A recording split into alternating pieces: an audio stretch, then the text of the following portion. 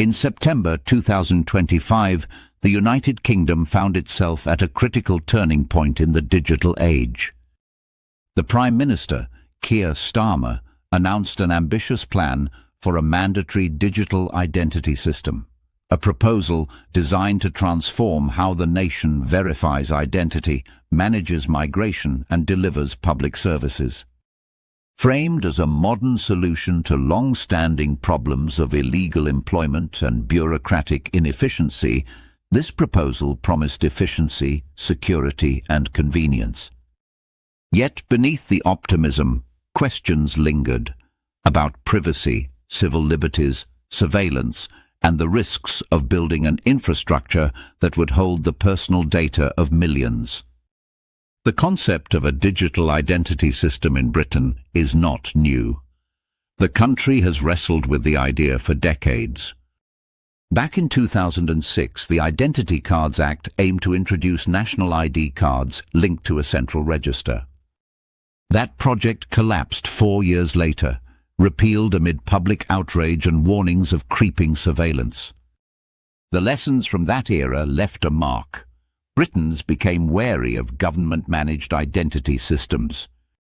Years later, in 2016, the UK tried again with gov.uk, Verifier voluntary digital identity scheme meant to streamline access to online services. Yet, despite its promise, Verify failed to gain traction. It suffered from integration problems, poor adoption, and lack of support.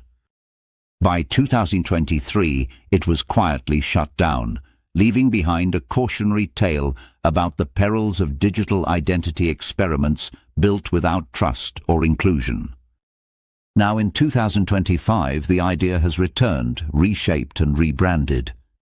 The driving forces behind it are complex and deeply political. Migration management remains one of the most heated topics in British politics. With growing public pressure to control illegal work and secure borders, ministers now see a digital ID as a cornerstone of enforcement. It promises to make right-to-work checks faster, more accurate, and more tamper-proof, while also giving the government new tools to track compliance and reduce fraud.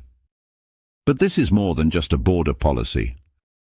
It's a technological revolution that touches every aspect of public life, from employment to healthcare, from benefits to licensing. Advocates argue that digital identity will simplify daily interactions between citizens and the state. Imagine applying for a job, renting a flat, or registering with a doctor without the endless cycle of document scans and paperwork. A single digital credential, they say, could replace all that. Yet, despite the convenience, critics warn that when identity becomes digital, it also becomes fragile. What happens when the system fails, or when the data it carries falls into the wrong hands? In this new vision, the so-called BritCard lies at the heart of the system.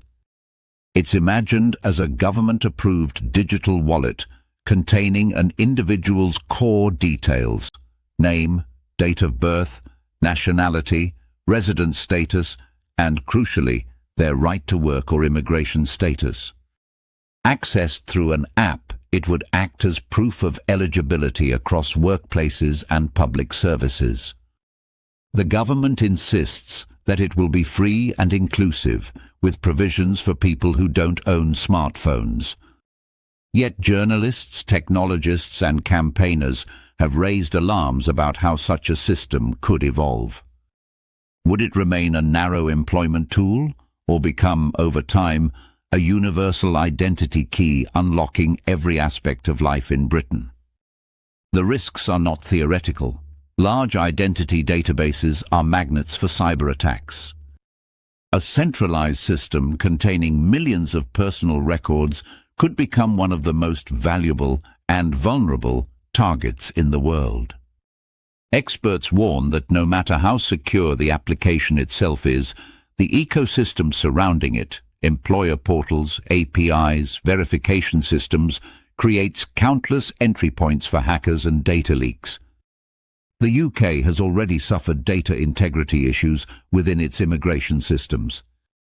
In 2024, tens of thousands of individuals were wrongly flagged with identity or status errors. Many lost jobs, housing, or healthcare access.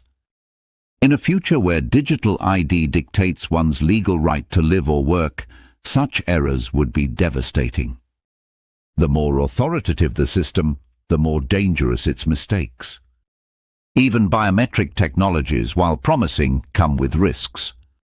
Fingerprint or facial recognition systems have repeatedly shown bias and unreliability across different ages, genders, and skin tones. If not carefully designed, they can exclude rather than empower. And resilience is another challenge. When systems go down, as they inevitably do, people's lives can grind to a halt.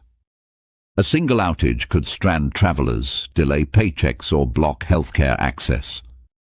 To prevent this, any digital identity scheme must include offline backups, paper alternatives, and clear mechanisms for appeal.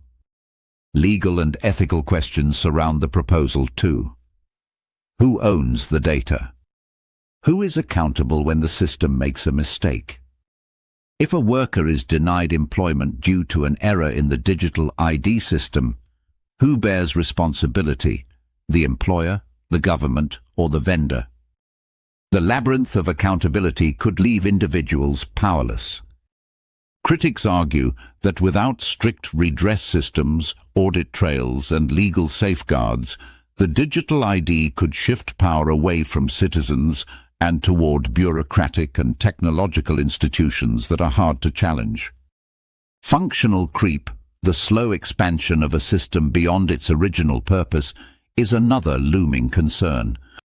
What begins as an immigration tool could easily morph into a surveillance mechanism covering taxation, healthcare, or even law enforcement.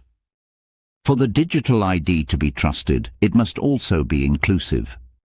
Millions of people in the UK lack digital literacy or consistent internet access. Others don't own smartphones or struggle with English language interfaces. Promises of accessibility mean little without practical support. If not handled with care, digital ID could deepen existing inequalities, pushing the elderly, migrants, and low-income individuals further to the margins. The ongoing migration from physical visas to digital-only e-visas has already shown the human cost of digital exclusion, confusion, stress, and in some cases, denial of essential services. Politically, the proposal stands on uncertain ground. History has shown that identity systems can fall not only to technical flaws, but to political storms. The government insists that this version, narrower in scope, backed by consultation and focused on employment, will avoid the mistakes of the past. But critics see it as a repackaged version of old ambitions. The media has already drawn sharp battle lines: modernization versus surveillance, convenience versus control. Each headline shapes public opinion and ultimately the fate of the policy. Behind the scenes, institutional challenges loom large. The success of any national digital identity system depends on coordination among multiple government departments: the Home Office, the Department of Science, Innovation and Technology, HMRC, DWP, and data regulators. Each operates with different goals and legacy systems. Building a single, coherent identity architecture in this environment will test the limits of the British administrative state. A well-designed digital ID could reduce fraud, streamline bureaucracy, and create safer, faster access to services. For employers, it could simplify compliance and reduce the risk of hiring errors. For the government, it could make enforcement more targeted and efficient. And for individuals, it could mean fewer documents, fewer forms, and more control over their personal data, if, and only if, Privacy is built into the system from the start. To achieve that, design matters. Data minimization must be a guiding principle. Collect only what is necessary. Employers, for instance, do not need to know every detail about a worker's life. They only need to verify the right to work. Systems should use selective disclosure and verifiable credentials, allowing individuals to prove specific facts without revealing everything. Decentralization and compartmentalization should replace massive monolithic databases. Resilience and fallback options should be non-negotiable. And above all, people must have clear, independent channels to challenge and correct errors. Looking abroad, lessons abound.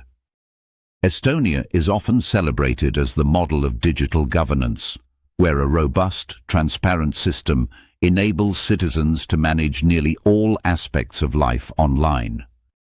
But Estonia's success is rooted in decades of investment, legal safeguards, and a culture of trust. Importing its model to the UK without that foundation would be a mistake.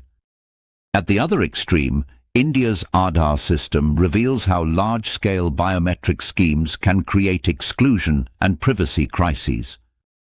The UK, with its unique political culture and deep skepticism towards state surveillance, must find its own path, one that blends technological innovation with democratic accountability. The future of Britain's digital identity experiment remains uncertain. It could herald a new era of efficiency and trust, or it could become a cautionary tale of overreach and erosion of rights. Technology itself is neutral. What matters is how power is distributed through it. A digital ID that empowers citizens, protects their data, and upholds fairness could strengthen democracy. As the debate continues, the stakes go far beyond convenience. This is about the kind of relationship citizens will have with their government in the digital century, whether it will be one of partnership and trust or one of control and compliance. The decisions made now in parliamentary committees and design labs will shape the everyday experiences of millions for decades to come. The promise of digital identity lies not in technology itself, but in the values that guide its creation: privacy, equity, accountability, and resilience. If Britain can hold fast to those principles, it might yet craft a digital identity that enhances freedom rather than constrains it. But if it forgets them, the price will be measured not in efficiency lost, but in trust broken.